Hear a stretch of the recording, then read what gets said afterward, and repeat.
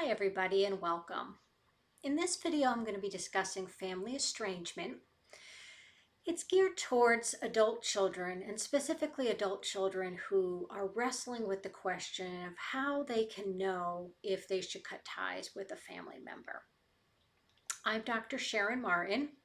I'm a psychotherapist and the author of the Better Boundaries workbook and also author of the forthcoming book, Cutting Ties with Your Parents, which will be available in September of 2024. So stay on the lookout for that.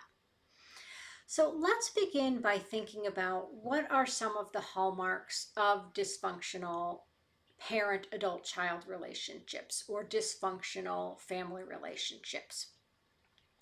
So here I want you to think about both how you feel in these relationships and how you're treated in these relationships. So the second part here is characterized by a number of different things. One core component is that there's a lack of respect in your family relationships. So lack of respect is a pretty broad area. This could include a number of things, such as being constantly criticized. You might be criticized for who you are or the choices that you make.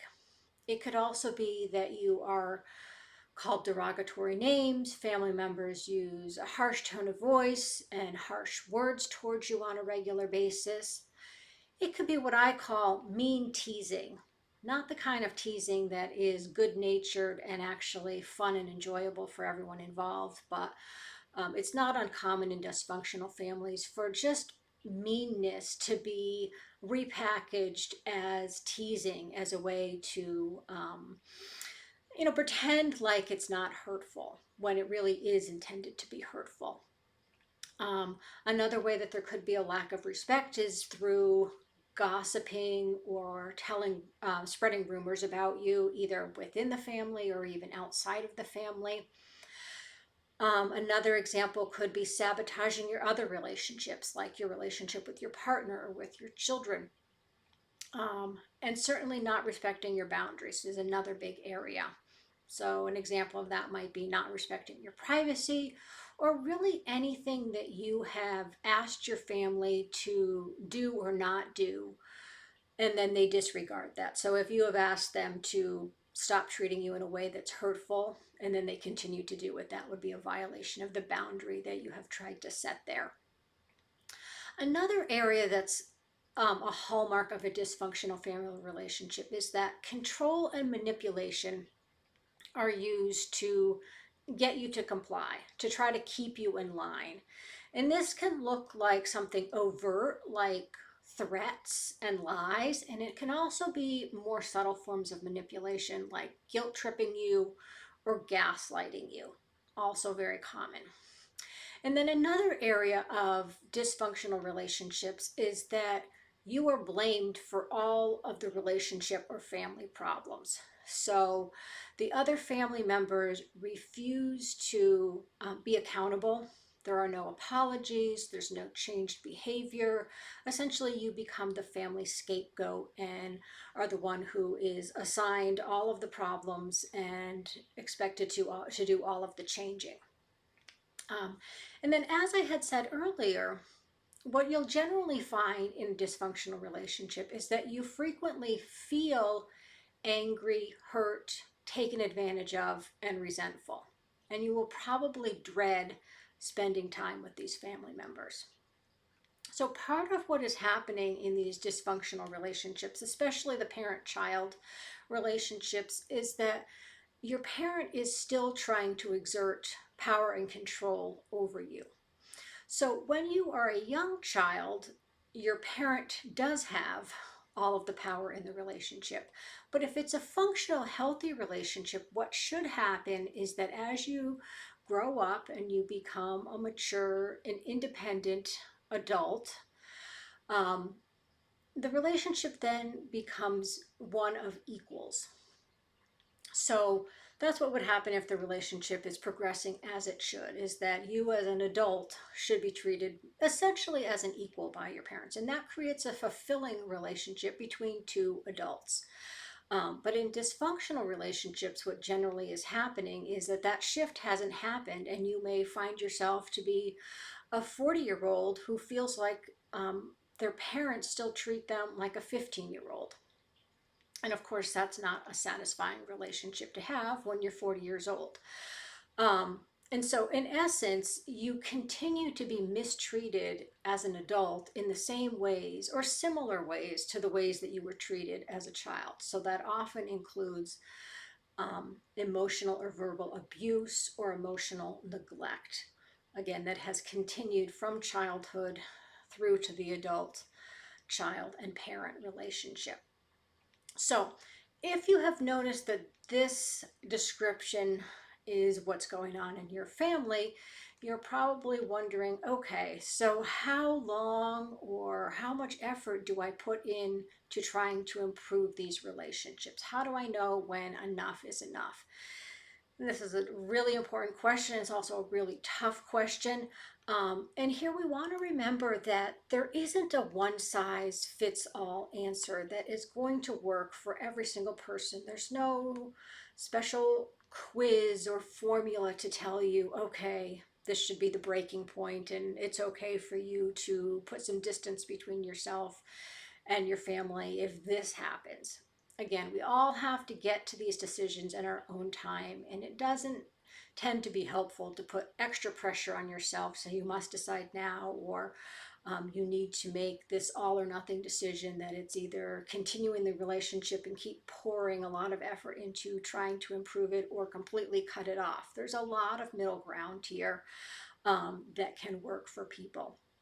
So I do want to share with you a couple of strategies or two variations on this strategy that can help you to make a decision for yourself, or at least get some more clarity about what the right course of action is for you right now. So what you want to do is really try to step outside of the problem and imagine that you're another person. So you could imagine that instead of you being in this challenging, difficult relationship with your family, imagine it's your best friend, or imagine it's your own child who is being treated exactly the way that you are treated by your family members. And here you can think, okay, what advice might I give to this friend? Is there something else that I would suggest that she try to improve the relationship? Or at what point would you suggest to your friend that they cut ties? Or how much mistreatment would you expect a friend or a loved one to accept before leaving or ending that relationship? So, like I said, these are just questions and an exercise that you can try to see if it brings some more clarity to the situation for yourself. Often, when we're in the situation ourselves, it's really hard to see things realistically. But trying to, again, sort of step outside of it and get a different perspective can be really helpful. The other way that you can do this is you can pretend here that it's not your family members who are treating you in these particular ways that are troublesome, but pretend it is your spouse or a friend or people at your office, and pretend that they are the ones who are treating you this way. So what would it be like if it was your boss who was saying the same critical things that your father is saying to you? And again, use this as an exercise to imagine how much you see things differently and why. And if you say, oh, well, if my boss was treating me the way that my father was, I would be finding a new job immediately. So that kind of information can help you to sort out the question of, okay, well, why is it okay for my father to treat me this way? I wouldn't let my boss or my spouse say those same things to me. And then we can sort of look at what are some of the other things that maybe are getting in your way of putting some distance there. If you think that that might be helpful, but you're just not able to actually take the steps to do it, now we can really look at those questions and say, okay, well, why? What's different about the relationship if it's my father or if it's my boss or my spouse? And often the answers are that we look at family relationships differently. We expect people to make them work at all costs or to tolerate all kinds of terrible behaviors from their families that we don't expect them to put up with from other people in their lives. I think we really need to look at that kind of double standard and ask ourselves, is that okay? Is it okay for us to be mistreated by family members? And why would we think that's okay? I mean, that's a really important question for us to ask. We do need to, confront the shame that's often a big barrier here for us, realizing that often it's not just family members, but it's friends, society at large, other people that care about us that actually might be quite judgmental if we cut ties with the family members or put a lot of distance between ourselves and family members, erect some really firm boundaries. Um, Often, again, people really misunderstand what that's about and why we're doing it, thinking, not understanding, I think, the depth of the pain and the mistreatment or abuse that has been going on in that relationship. And so it's easy to blame the victim in a lot of situations. Um, and then the other thing that is often a struggle for people, adult children who have difficult family relationships, is that because they have been mistreated and abused from often a very young age, the mistreatment is really seen in a lot of families as acceptable behavior. They don't see it as abusive behavior or disrespectful. They just say, this is the way our family is. There's a lot of minimizing, avoiding, and denial that goes into it. Or if there is acknowledgement of the problems, again, often there's one adult child who becomes the scapegoat. In my experience, that scapegoat is often the healthiest emotionally, the person who's the most emotionally healthy, excuse me, person in the family, because they're the one who is pointing out the problems and saying, this is abuse. This is not okay. I don't want to be treated this way. They are trying to put up some boundaries. They are trying to protect themselves. But again, that is disruptive to that dysfunctional family system. And so then the whole family works against that person who is trying to draw attention to the problems and change them.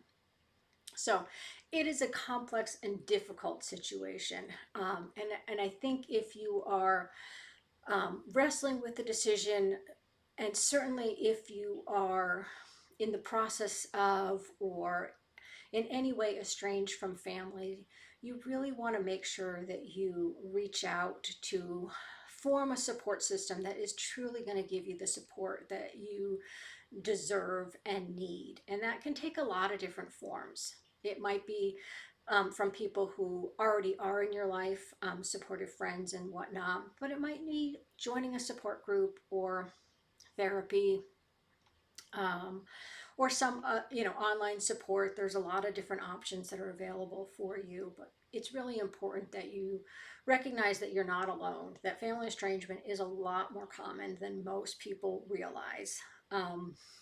And it's very isolating, again, because there's so much shame that's a part of it. And so having a support system to help you through the ups and downs of it is going to be really important. um, and then the other thing that you want to remember here is that it doesn't have to be an all or nothing decision. You don't need to decide, either I'm going to keep working at the relationship or I'm going to never speak to my family again, ever. Those are not your only two options. In reality, most family estrangements are sort of on and off again relationships. They ebb and they flow, and there's contact. There's more or less contact at different points in time. So you don't need to feel like I've got to make this permanent decision, in this moment. Again, you can, take baby steps towards less contact if that's what you want to do. Or for some people, they know at a certain point that they really are finished, and that's fine as well. The other thing that I think is worth mentioning here is that no matter where you are in this decision-making process, is you can start doing things to help yourself accept that the relationship is not going to be what you had hoped it would be, that some healing practices, some grieving practices, again, whether that's therapy or journaling, self-help books, support groups, there's plenty of options available. That can be some practices that you can just start to do to take care of yourself, recognizing that this is a painful experience. And most importantly, I want you to remember that this is not your fault, that um, sometimes the healthiest thing that you can do is to put some distance between yourself and an unhealthy relationship and prioritize your well-being and take steps to protect yourself. And please know that that is okay. And sometimes that's what needs to happen for you to do the healing work that you need to do. And once you're a little bit further along in the healing, sometimes then the answer to the question of what should I do becomes clearer. Sometimes then the answer is definitely I don't want to go back to this relationship because it was really toxic for me. Or sometimes you have done some healing while you've had some distance because that's what you needed. And then that allows you to go back to the relationship and re-engage in some different ways. So either could happen, but the point really is that sometimes the distance is key to the healing process, is it's really hard to heal from things when you're still in them.